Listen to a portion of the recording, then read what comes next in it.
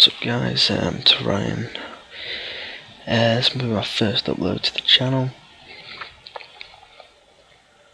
Firstly I'd like to say I recorded this episode, however it failed, so I'm going to go straight down to the beginning and tell you what's happened. Basically, my challenge is to only use my youth players as progression, so I can't sign any outsiders from the club. However,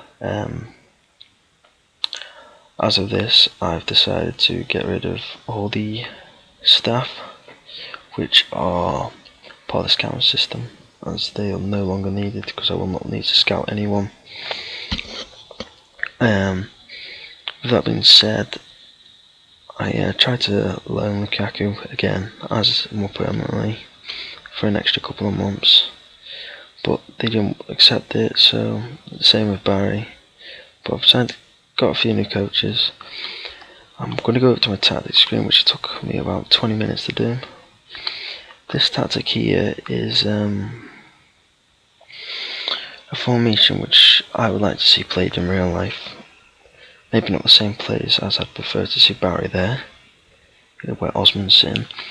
But this is perfect for me. We've got a target man with Lukaku, getting Morales and Naismith to drill them balls in, with Barkley playing in between the midfield and their defence. So just interlinking the play. And we've got McCarthy and Osman who are playing the holding midfield role, both slightly different roles, but same sort of situations. We've got automatic fullbacks, so they get attacking, defending and supporting, and two central defenders in Jagielka and Distan. Along with that, we've got this formation will be used for the more games which must be like a must-win or slightly not as good. We can threat the opposition's defence because it's lacking the width in the midfield, as it's the striking area. However, this formation here is going to be used against the more tougher opponents, such as like United, Chelsea, City, ones where you'll be struggling to get the opportunities, but with the interlink between Barkley, you'll be able to play it wide, slightly to the left and right, instead of looking for the triangle ball. I have played one game and I will show you the highlights very shortly, but as you can see here, I'm predicted 7th actually. Let me just have a look. Yeah, 7th, 40 to 1 to win the league. I highly doubt I'm going to win the league. I'm not aiming to win the league. I'm aiming to compete for the Champions League spots and, in worst case scenario, Europa. I'm going to show you quickly the under 18 squad. This is the best player, which I think is going to be absolutely fantastic. Main reason for this is, alongside his determination and work rate, at the age of 15, he's capable of playing that centre midfield role, and he's 5-star at silver, and he's so close to being that 1-star up. Along with that, his physical stats are pretty good for a 15-year-old, along with his mental, which are out of this world. His anticipation, bravery, composure, concentration for the midfield role is just exactly what I need. Just a push for them Champions League spots, I'm not going to be looking to loan this player out, as I think he's going to be making the bench every now and then in the or even starting some games. I'm hoping to give this guy an opportunity. I'll probably move him up to the under 21s to play alongside the likes of Tony Hibbert, the more experienced players who don't break it into the first team still. I've got a couple of other players here, like George Green. I think he's going to be a good player. I don't think I'll be loaning this player out. I think I'll be jumping in the under 21s, and depending on his performance, could make the bench for the first team. However, I'm not expecting too much in the first season from this lad. One of the other players in the under 21s who I'm looking forward to see is Matthew Kennedy. Although he's 18 and still progressing, I'm hopefully going to be able to keep this player in and train him as a left wing. the more offensive role, so he can play the left forward role in the attacking formation. He should be making the bench most cup games against lower league teams and stuff, just to give that extra youth in and allowing him to progress as much as possible. I'm not able to sign anyone from any other club, and I've got to rely on my youth and my youth recruitment. These youngsters I'm going to have to really rely on and get contracts done. Lelios I'm going to be keeping. I think he could make a good backup, although I probably will sell at some point. But depending on next season, if I get Champions League football or Europa, I will be keeping him for a squad player and training him into more positions, maybe as the cam or the left wing or right wing role. I currently have John Lundstrom out on loan. Good holding midfielder, great determination, can progress. Can I call him back? No, I can't call him back, unfortunately, as I'd like to actually, because I think he could progress very well in the under 21s. I've got Luke Garbutt, who's got high potential in real life, but unfortunately in this game is not as high as I had expected to be. Looking at here, it could be a Sky Bet Championship left back. I completely disagree. I think he could be really good in the future in real life as well. Aruna Kone will be moving up to the first team. I'm not sure why he's under the under 21s. He's going to be a squad player. Should be back up to Lukaku for the first season, and depending on how the next season goes, we shall see. But in terms of this, we've got some great players in terms of potential. Right. We'll remove the under 21s and under 18s for this part.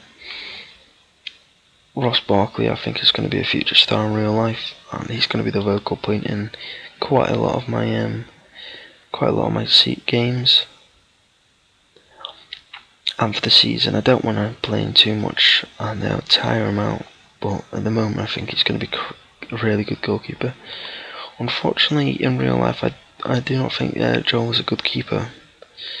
However, he has 17 free kick taking, which is quite weird. So maybe in the odd occasion I might put him on the free kicks. But like goalkeepers progress at a later stage. Therefore, 23, I'd say he's still progressing. Unfortunately, his determination and work rate isn't the highest, so that might be hard to get up. But we shall see. James McCarthy's stats are very, very good for only 3-star. Yeah, he will be one of the main players for the team with his beautiful ginger hair. Hopefully he starts making an impact, and hopefully one day could even captain Ireland. I mean, he's got good determination, good work rate, good teamwork. I think he could really captain the team. He's quite versatile as well in the CDM, cam, and can play right mid. Someone who I'm excited to see as well. Unfortunately, I haven't been able to see him in real life much recently because of his injury.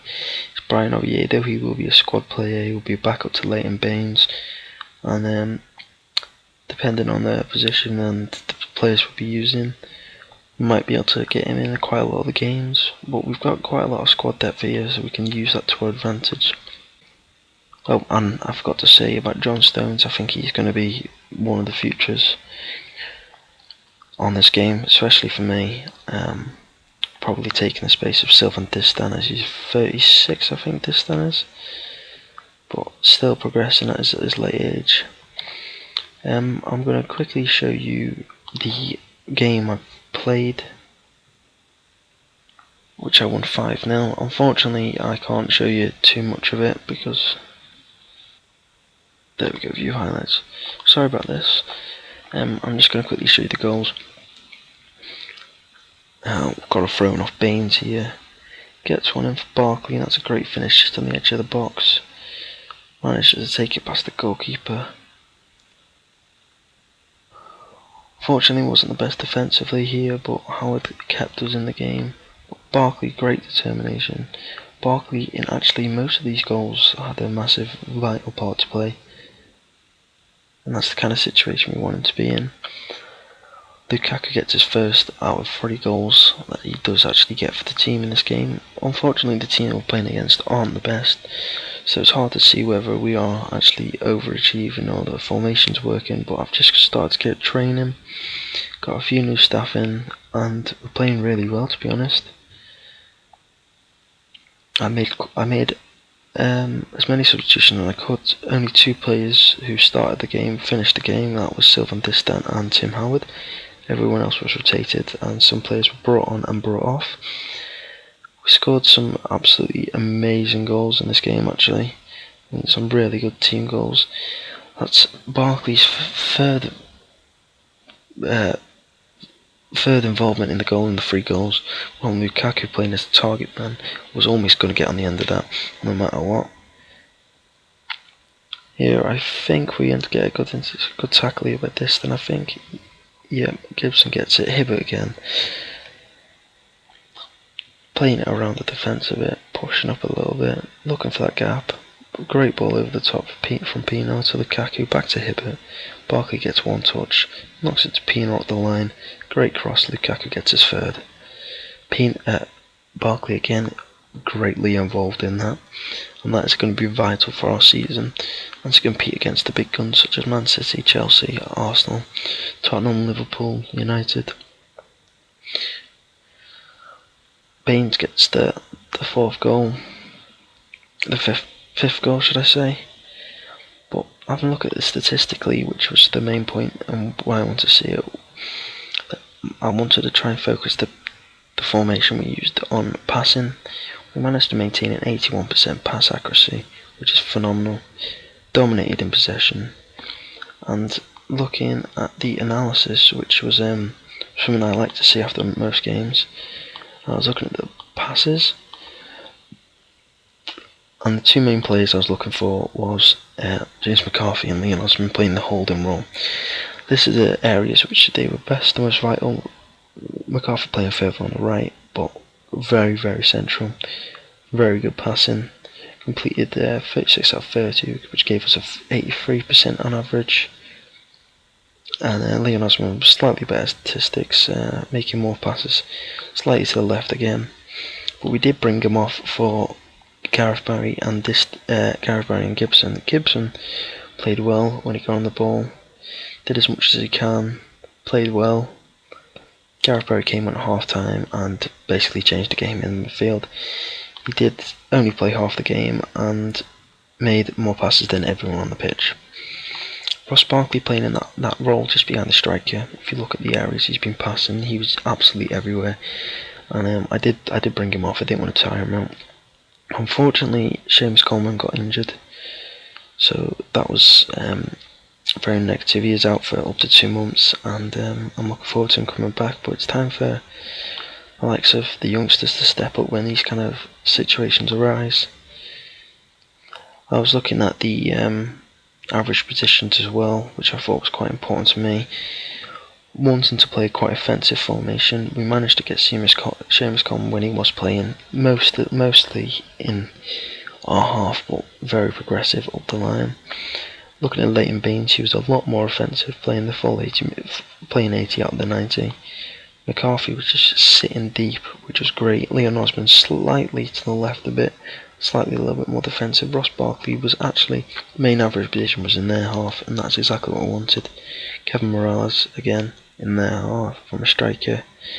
Romelu Lukaku was just on form for this game. It was unreal. Stephen Naismith again in their half. When Tony Hibbert did come on, he made a massive difference and was very, very offensive. John Stones, when he came on as well, was very solid. And Ryan Ledson, who's our potential, who's got a very good potential, was just quite offensive for the centre mid role. What else I'm looking at is the tackles and where we're actually picking up the ball. And we seem to be getting it more on the right hand side of the pitch, which was really good. We seem to be making the tackles in the middle third, which is where I want it to be, rather than the final third, as if a tackle does go wrong, it can cause a lot of havoc. I'm going to leave this episode here. I'm sorry about the not being able to get the full video in from the first one as the corrupt files, and I recorded the wrong screen, unfortunately. Managed to get the youth facilities improved, which was a massive achievement already for me, to have the financial backing of almost 5.5 million, and the training facilities were also improved, will be improved, so that was really great to see. Man United and Sunderland, the two first games. Hopefully the formation works, both formations, and we get a good result. I hope you've enjoyed this, and I'll see you guys later.